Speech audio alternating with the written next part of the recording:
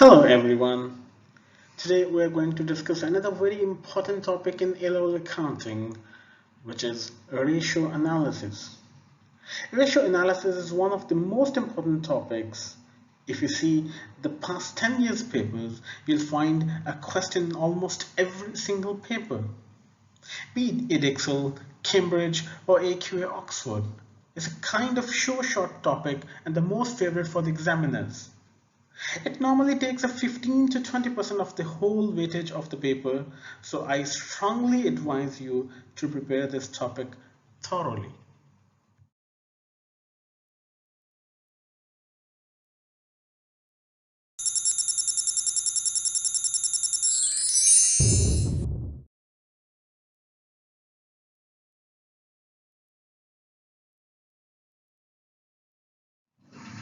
After you watch this video, you'll be able to calculate profitability ratios, liquidity ratios, and use the results to make financial decisions.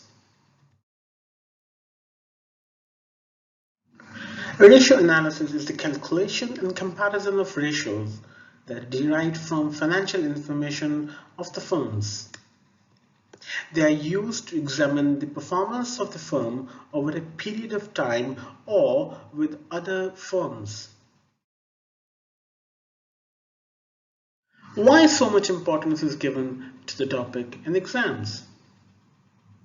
Let's try to understand with the help of a simple example. We suppose there are two businesses, business A and B. A earns $50,000 in a year and B earns $500,000 in a year.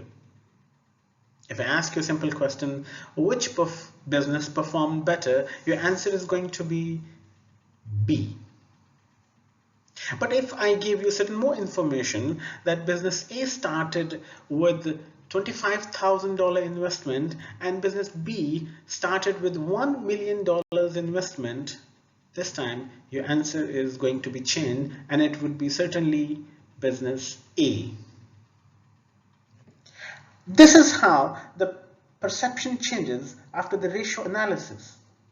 Therefore, we can say that ratio analysis provides you a deep insight of the business, which might not be possible otherwise.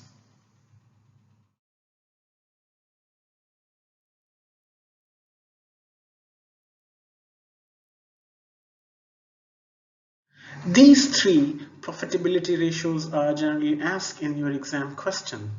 Number one, gross profit margin. Number two, net profit margin. And number three, ROCE or return on capital employed. Profitability ratios measure the performance and examine the extent of the profit in relation to the size of the business and amount of the capital invested. Formula for gross profit margin ratio is gross profit divided by revenue times 100, and the result is received in percentage. Here is the formula for a net profit margin, which is quite similar to the previous one. The difference is in place of gross profit, we have added profit of the year or net profit and then divided by the revenue times 100. Finally, return on capital employed or ROCE, profit before interest divided by capital employed times 100.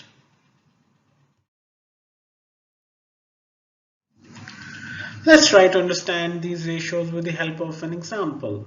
Here we have been given the data of company A who buys and sells furniture. The information is provided in order to calculate the accounting ratios. There is an extract given here from the statement of profit and loss and other comprehensive income for the year ending 30 September 2018. We can see that there is revenue which is $120,000 and the cost of sales is $40,000. We'll deduct the cost of sale from revenue to find out the gross profit, which in this case is 80,000. Now we'll deduct all the relevant expenses to get the profit for the year. These expenses include general expenses, bank loan interest, and wages. And finally, we get 40,000 as profit for the year or net profit. The additional information provided is capital is $80,000 and bank loan is 50,000, which is repayable at the end of 2025.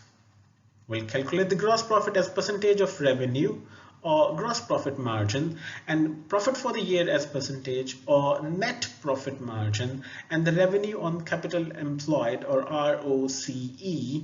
Our workings are shown in the next tables. We can see that gross profit as a percentage of revenue. First we need to write the formula for that and then insert the corrected values. Gross profit is 80,000 and revenue is 120,000, and then multiply it by 100 to get the value of 66.6% percentage. Profit for the year as percentage of revenue is profit for the year divided by revenue times 100. So we'll add the relevant values of net profit, revenue, and we'll get the value of net profit margin, which is 33.33%. And finally, ROCE. We'll add the formula. And here we need to add the profit plus the interest, because the formula says profit before interest. So 5,000 was deducted while we calculated the profit for the year. Now we are adding back that 5,000. And the capital employed includes the long-term liabilities and the capital. So we have added 80,000 plus the long-term liability, which was 50,000. Get the calculations done and you'll get 34.61% of ROCE. So we are having a comprehensive analysis of all these three ratios, and we find that there was enough gross profit, enough profit, and return on capital employed is also handsome.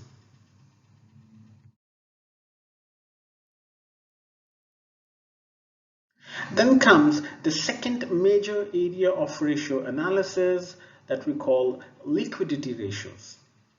These ratios deal with relationship between assets and liabilities.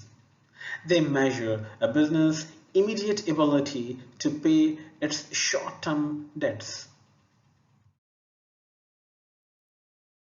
Here is the second major area of ratio analysis that is called liquidity ratios. Here we have given you all the liquidity ratios that can come in your exam question. The first one is current or working capital ratio, which we can get by dividing current assets with current liabilities. Liquid or asset test ratio, we can get it by dividing current assets and deducting inventories from that, and then finally dividing it by the current liabilities. And then the third one, rate of inventory turnover ratio. The formula is cost of sales divided by average inventory, and the result comes in the number of times inventory is sold during a particular period, usually 1 year. And the last one, to get the average inventory, we need to get opening inventory plus the closing inventory, and then we divide it by 2 to get the average inventory.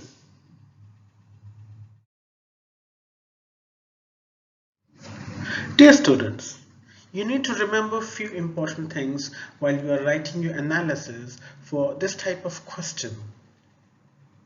When writing the answers to the current or working capital ratio and liquid ratio calculation, always express your answer as n ratio 1, and will come the result that you have got in your exam question.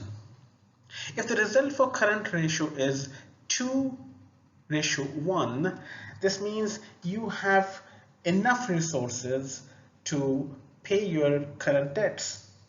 This means for every $1 of current liability, we have got $2 available as working capital. So even if we have to pay the current liability, we can still survive.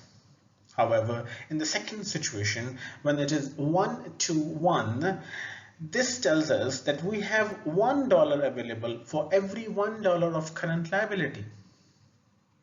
This is considered to be a very risky situation for the business and points out that liquidity problems are there in the business.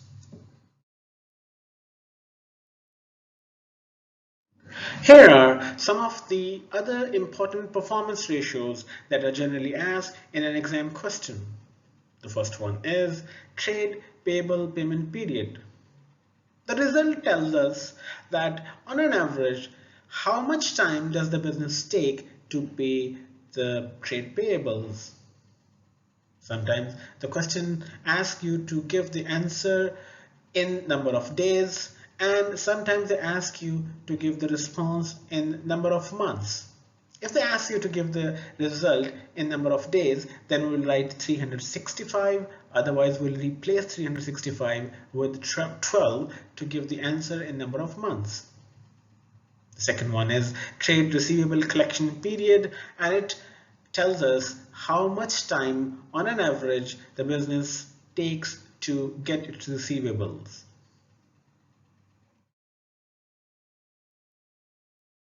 As we have discussed the advantages of ratio analysis, there are certain limitations as well.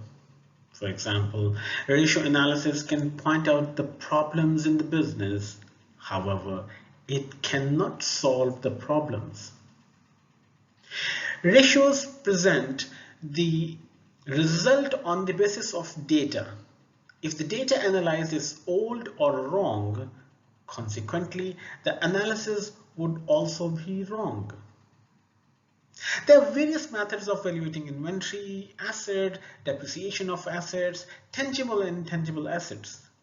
These variations and methods therefore could affect the results.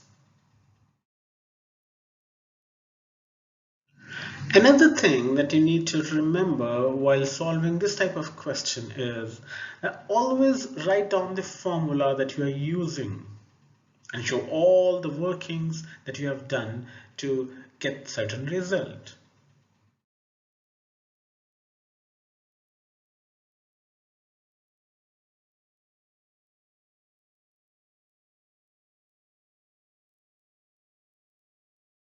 While solving the ratio analysis question in the exam, calculate the ratios to 2 decimal places unless you are advised to do differently.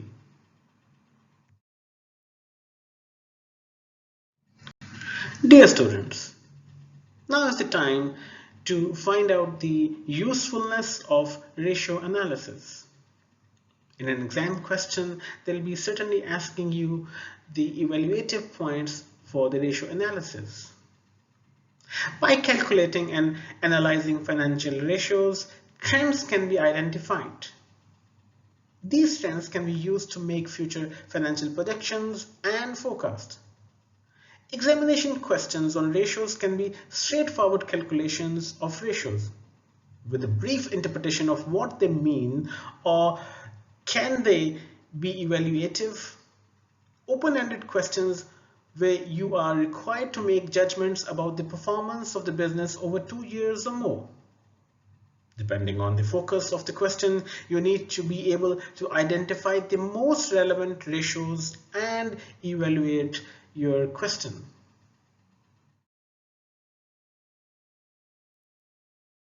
If you want the updated lessons, then please press the bell icon, share and subscribe. Thank you for watching.